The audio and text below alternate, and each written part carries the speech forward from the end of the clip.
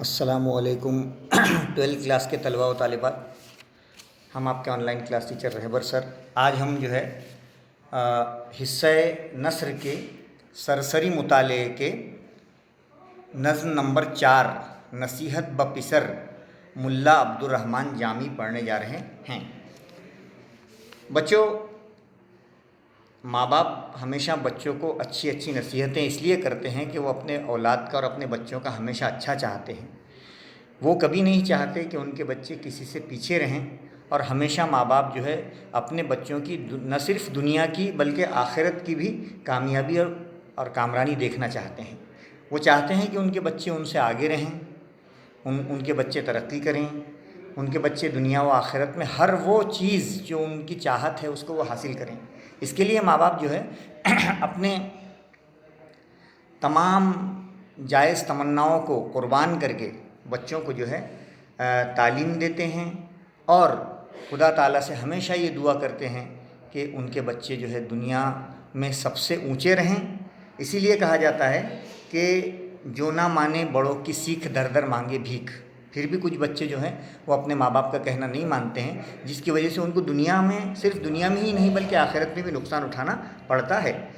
تو اس نظم میں جو ہے نصیحت بپسر، یہ نظم میں ایک باپ اپنے بیٹے کو ان باتوں کی نصیحت کرتا ہے جن میں وہ دنیا و آخرت میں کامیابی حاصل کر سکتا ہے۔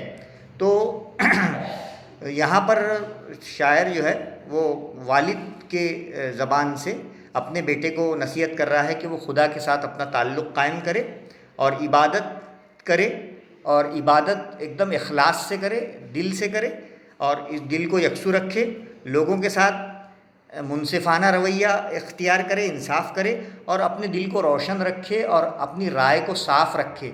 یہ ساری باتیں اس نظم میں ایک باپ اپنے بچے کو کہہ رہا ہے۔ اور دوسری بات یہ ہے کہ دیر تک سونے کی عادت نہ ڈالے، یعنی سحر خیزی صبح اٹھنے کی عادت ڈالے، اور بزرگوں سے ہمیشہ مشورہ اختیار کرے، اور عمر رسیدہ لوگوں کی مثال سامنے رکھ کر جو ہے اپنی زندگی کو گزارے۔ ہمیشہ غریبوں کی، محتاجوں کی امداد کرے، مدد کرے، اور جو اہل علم حضرات ہیں ان کے سامنے انکساری اختیار کرے۔ تو اس طرح سے یہاں پہ ایک باپ اپنے بیٹے کے نصیحت کر رہا ہے، اور ساتھ میں یہ بھی اس سے ظاہر ہو رہا ہے کہ بزرگوں کی نصیحتیں ماننے کا انجام جو ہے وہ خراب ہوتا ہے، اور دنیا و آخرت میں ایسے لوگ کامیاب نہیں ہوتے، نامراد ہوتے ہیں۔ لہٰذا ہر بچے کو چاہیے کہ اپنے والدین کی پند و نصیحتوں پر بہت گہرائی سے غور کرے اور عمل کرے، تاکہ نہ صرف دنیا بلکہ آخرت میں بھی جو ہے وہ کامیابی کے اعلیٰ درجے پر پہنچے۔ تو بچوں، اس طرح سے اس نظم کی تمہید ہم نے آپ کو بتائی ہے۔ امید ہے کہ آپ کو یہ تمہید سمجھ میں آ گئی ہوگی۔ اس نظم میں بچوں ٹوٹل جو ہے وہ 11 اشعار ہیں، اور ان اشعار کو ہم پڑھ کر آپ کو اس کا ترجمہ کر کے بتاتے ہیں۔ نصیحت بپسر، والد کی نصیحت، ملا عبدالرحمن جامی شاعر ہیں۔ پہلا شعر پڑھتے ہیں۔ بیا اے جگر گوشہ فرزند من، بنہ گوشہ بر گوہر پند من۔ گوہر کہتے ہیں موتی کو، پرل کو، اور جگر گوشہ کا مطلب یہاں پہ جو ہے اے میرے بیٹے، اے میرے جگر کے ٹکڑے، لخت جگر، فرزند من میرے بیٹے، اور صدف جو ہے یہاں پہ گوہر، پند کہتے ہیں نصیحت کو، پند کہتے ہیں نصیحت کو۔ تو اس کا ترجمہ یہ ہے، اے میرے جگر گوشے، بیا اے جگر گوشہ، اے میرے جگر گوشے، اے میرے جگر کے ٹکڑے، اے میرے بیٹے، فرزند من، اے میرے فرزند، بنا آ گوش بر گوہر پند من، پند من میری نصیحت کے گوہر موتیوں پر، گوش کان، بنا دھر، اے میرے بیٹے آ اور میری نصیحت کے موتیوں پر کان دھر۔ ہاں، میری نصیحت جو ہے گویا موتیوں کی طرح ہے، اس پر کان دھر، یعنی میری نصیحت کو بہت ہی غور سے سن، ایسا والد پہلے شعر میں کہہ رہے ہیں۔ دوسرا شعر ہے، صدف وار بنشین دمے لب خاموش، چو گوہر فشانی بمندار گوش۔ صدف کہتے ہیں سیپ کو، شیل کو کہتے ہیں صدف۔ صدف وار دمے لب خاموش، سیپ کے جیسا بیٹھ، بنشی یعنی بیٹھ، سیپ کی طرح بیٹھ، اور دمے یعنی کچھ دم کے لیے، کچھ دیر کے لیے، لب خاموش، خاموش رہے، یعنی تو ادب سے بیٹھا کر، مراد یہ ہے کہ ہمیشہ تو سیپ جو ہے وہ ایسے بیٹھتی ہے جسے ادب سے بیٹھا جاتا ہے، تو کہا ہے کہ تو ہمیشہ ادب کے ساتھ بیٹھا کر، بے ادبی مت کیا کر، اور ہمیشہ باتیں مت اختیار کیا کر، باتونی مت بن، بلکہ تھوڑی دیر کے لیے خاموش بھی رہا کر، اور خاموش رہے۔ چو گوہر فشانی بمندار گوش، ہاں، اور گوہر فشانی یعنی موتی نچھاور کرنے کی مانند، بمن میری، دار گوش میری بات کو سن، ہاں، سیپ کے جیسا بیٹھ، ادب سے بیٹھ، خاموش رہ، اور موتی نچھاور کرنے کی مانند جو میں باتیں تجھ سے کہہ رہا ہوں، اتنی قیمتی نصیحتیں میں تجھے کر رہا ہوں، اس کو مہربانی کر کے سن۔ شنو پندو دانش با یار کن، چو دانست آگہ بروکار کن۔ پند یعنی نصیحت، دانش یعنی علم، نالج۔ شنو نصیحت اور دانائی کی بات کو سن، شنو یعنی سن، پند و دانش نصیحت اور دانائی کی، با یار کن جو بھی نصیحت اور دانائی کی بات کو سنائے اسے اپنا یار بنا لے۔ جو بھی تجھ سے اچھی بات کرے، جو نصیحت کرے تجھے، جو اچھی بات بتائے، دانائی کی بات بتائے، اس کی قدر کر اور اس کو اپنا دوست بنا۔ چو دانست آگہ بروکار کن، ہاں، جب وہ سمجھ میں آ جائے تو اس وقت جا، جا، کار کن اور اپنا کام کر، اس کی دانائی کی بات کو سمجھ اور وقت کی قدر کر اور اپنا کام کر۔ بزرگاں کے تعلیم دی کردہ اند، بخردہ وصیت چنی کردان۔ خردہ کہتے ہیں بچوں کو، چلڈرن کو، ہاں، بزرگاں کے تعلیم دین کردان، وہ بزرگ جنہوں نے دین کی تعلیم دی ہے، تعلیم دی کردان۔ بخردہ وصیت چنی کردان، انہوں نے بچوں کو اس طرح وصیت کی، یعنی جو بزرگ جو دین کی تعلیم دیتے ہیں وہ بچوں کو اسی طرح چنی، یعنی اسی طرح وصیت کرتے ہیں۔ کیا وصیت کرتے ہیں؟ 5واں شعر، بہرکار دل با خدا راست دار، کہ از راست کارے شوئے رست گار۔ کار یعنی کام، ہر کام میں کیا کر، راست کارے، ہے نا، راست کار کہتے ہیں ایماندار، آنیسٹ۔ ہر کام میں بہرکار دل با خدا راست دار، ہر کام میں اپنا دل براہ راست، ڈائریکٹ خدا کے ساتھ لگائے رکھ، ہاں، کہ از راست کارے شوئے رستگار، رستگار یعنی نجات پایا ہوا، ہاں، سیوڈ، کہ کیونکہ تو درست کام کرنے سے نجات پائے گا، تو ایمانداری سے کام کرنے سے نجات پائے گا، اس لیے میرے بچے اپنا دل ڈائریکٹ خدا کے ساتھ لگا، براہ راست خدا کے ساتھ لگا، اپنے دل میں خدا کو بسا، کیونکہ تو درست کام جب کرے گا، ایمانداری سے کام جب کرے گا تو ضرور جو ہے خدا تعالیٰ تجھے نجات عطا فرمائیں گے، ایسا کہا گیا ہے۔ اس کے بعد کہا گیا ہے 6 شعر میں، بطاعت چہ حاصل کے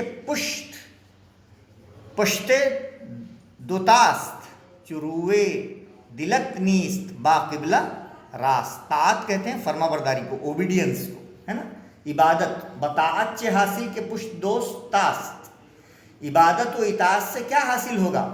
اگر کوئی پشت دوتاست ہے یعنی جھکا ہوا ہے، جب چروے دلت نیست با قبلہ راست، تیرے دل کا روح یعنی رخ قبلے کی طرف اگر سیدھا نہیں ہے، ہاں، یعنی عبادت سے کچھ حاصل نہیں ہے اگر تیرا دل یکسو نہیں، یعنی یہاں پشت دوتاست کا مطلب یکسو نہیں ہے، اگر تیرا دل یکسو نہیں ہے، تو کانسنٹریٹ نہیں کر رہا ہے، تو تیری عبادت لا حاصل ہے، اور تیرا دل کا رخ قبلے کی طرف سیدھا ہی نہیں ہے، یعنی اخلاص اگر تجھ میں نہیں ہے اور ریاکاری ہے اور دکھاوا ہے، تو خوشنودی اور خدا رضائے الہی کا سبب تیری عبادت نہیں ہے۔ اس لیے عبادت و اطاعت سے کچھ حاصل نہیں ہے اگر دل کا قبلہ ٹیڑھا ہے، ہاں، دل کا قبلہ اگر ٹیڑھا ہے، اگر دل خدا کی ذات کی طرف یکسو نہیں ہے تو عبادت لا حاصل ہوگی۔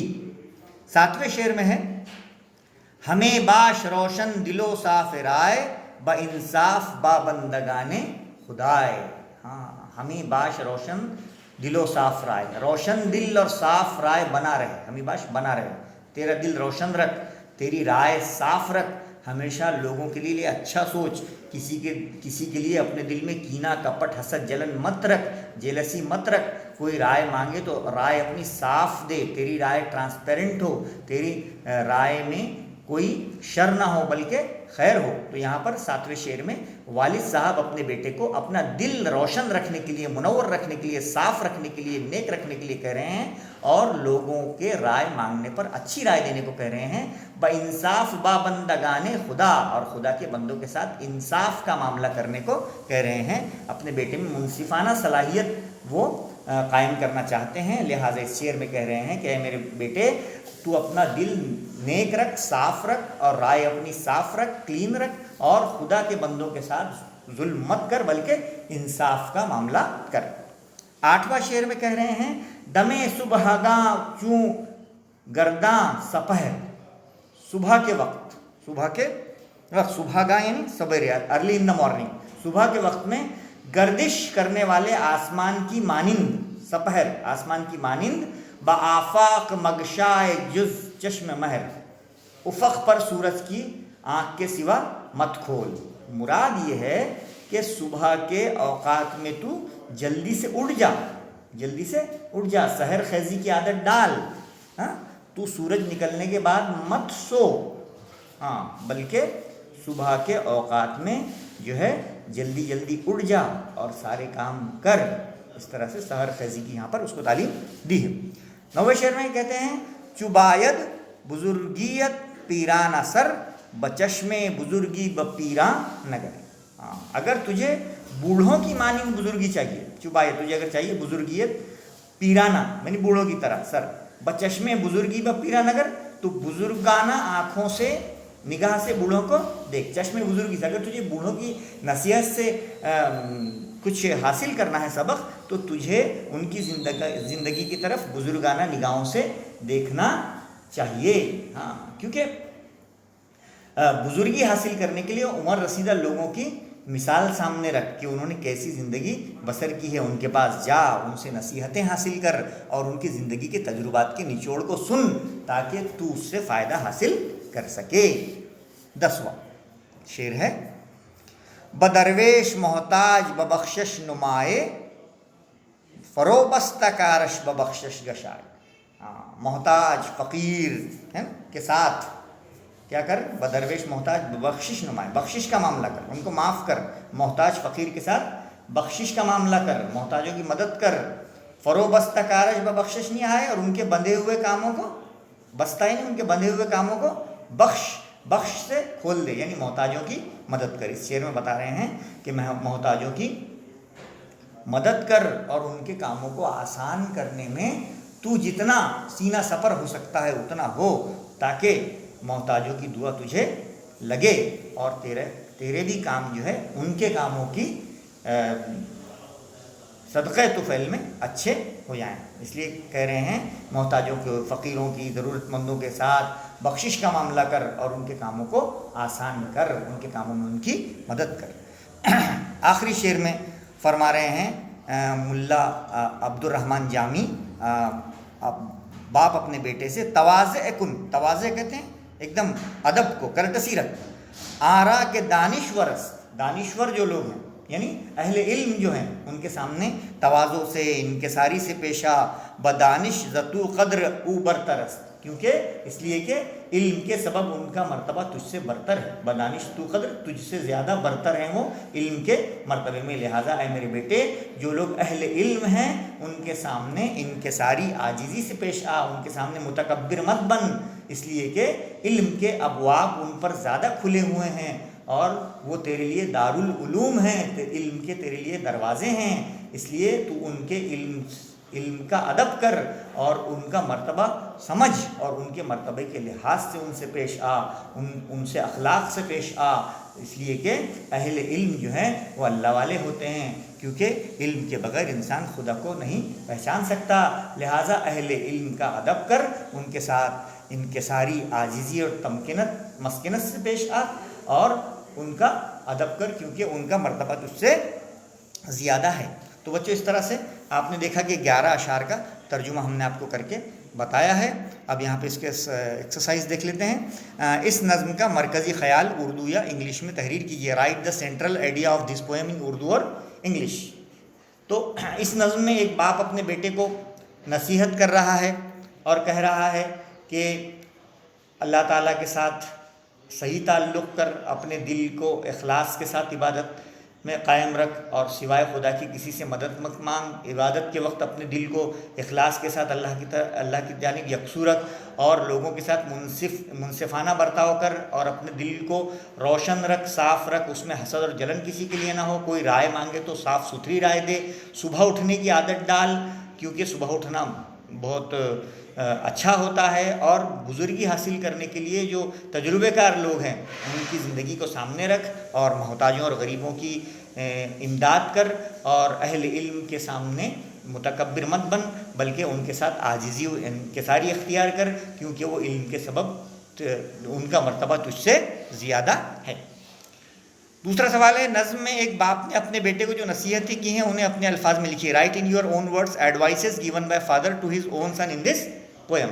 تو ظاہر سی بات ہے وہ ایڈوائسز جو ہے یہی ہے جو ابھی آپ کو ہم نے پڑھ کے بتائے ہیں کہ مرکزی خیال میں یہ تھا کہ دنیا و آخرت میں کامیابی اگر حاصل کرنا ہے آپ کو تو خدا سے تعلق قائم کرنا، اور انصاف کرنا، اور دل میں کسی کے لیے کینہ کپٹ نہ رکھنا، سحر خیزی کی عادت ڈالنا، بزرگوں کی زندگی اپنے سامنے رکھنا، محتاجوں کی مدد کرنا، لوگوں کے ساتھ انصاف کرنا، اہل علم کے ساتھ تواضع اختیار کرنا، اور اہل علم کے مرتبے کو سمجھنا. یہ ساری چیزیں جو ہے ایک باپ نے اپنے بیٹے کو نصیحت کی ہیں.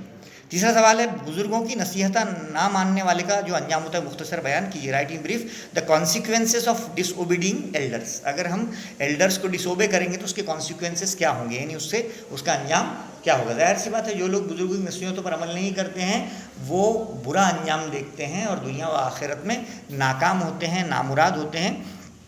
ان کی کوئی عبادت کا کوئی بھروسہ نہیں رہتا ہے، کیونکہ بزرگ وہی بات کہتے ہیں جو ان کے زندگی میں پیش آتی ہے. لہٰذا ہمارے والدین بھی جو ہے ہمارے بزرگ ہوتے ہیں، اور والد کا درجہ بہت بڑا ہوتا ہے. حضور اقدس صلی اللہ علیہ وسلم سے ایک صحابی نے کہا کہ مجھ پر سب سے زیادہ حق کس کا ہے، تو آپ نے کہا آپ کی ماں کا. پھر آپ نے وہی سوال کیا، کہا اس کے بعد کس کا ہے، تو پھر فرمایا آپ نے آپ کی ماں کا. پھر کہا کہ پھر اس کے بعد کہا کہ تیسری مرتبہ آپ نے اس کو ماں کا درجہ فرمایا، اور چوتھی مرتبہ باپ کا درجہ فرمایا. تو اس کا مطلب یہ نہیں ہے 3 مرتبہ ماں کا حصہ اس لیے ہے کہ ماں نے جو ہے ہماری خاطر جو ہے بہت نشیب و فراز دیکھے ہیں. اس نے جو تکالیف ہمارے لیے برداشت کی ہیں اس کو دنیا کے سارے قلم مل کر جو ہے وہ الفاظ نہیں لا سکتے جو ماں کی شان میں کہے جا سکیں. اور باپ تو باپ ہوتا ہے، وہ جنت کا دروازہ ہوتا ہے، اور جنت میں جانے کے لیے دروازے سے ہی ہم کو جانا پڑتا ہے. اس لیے باپ کی ناراضگی اللہ کی ناراضگی ہے، اور باپ کی خوشنودی اللہ کی خوشنودی میں شامل حال ہے. لہٰذا یہاں پر ایک باپ نے اپنے بیٹے کو بہت بہترین جو ہے قیمتی موتی نصیحتوں کے پروئے ہیں.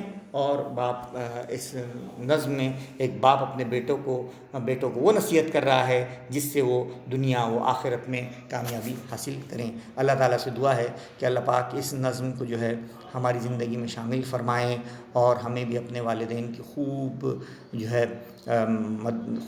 خدمت کرنے کی توفیق عطا فرمائیں. ہمارے والدین کی باتوں پر ہمیں عمل کرنے کی توفیق عطا فرمائیں. دنیا و آخرت کی کامیابی نصیب فرمائیں، اور آنے والے امتحانات میں ہمارے سارے بچوں کو اللہ پاک امتیازی نمبر سے کامیابی عطا کرے. ایسا ہم دعا کرتے ہیں. ان کا روشن مستقبل کرے، ان کی زندگی میں برکت دے، ان کے والدین کی زندگی میں برکت دے، ان کے بھائی بہنوں کی زندگی میں برکت دے، اور دنیا و آخرت کی ساری خوشیاں اور کامیابیاں ان کے نسلوں کو جو ہے بتائے. ایسا ہم ایز اے استاد جو ہے آپ کے لیے دعا کر رہے ہیں. آپ بھی ہمارے لیے دعا کیجیے اور پڑھائی شروع رکھیے. اللہ حافظ. السلام علیکم ورحمۃ اللہ وبرکاتہ.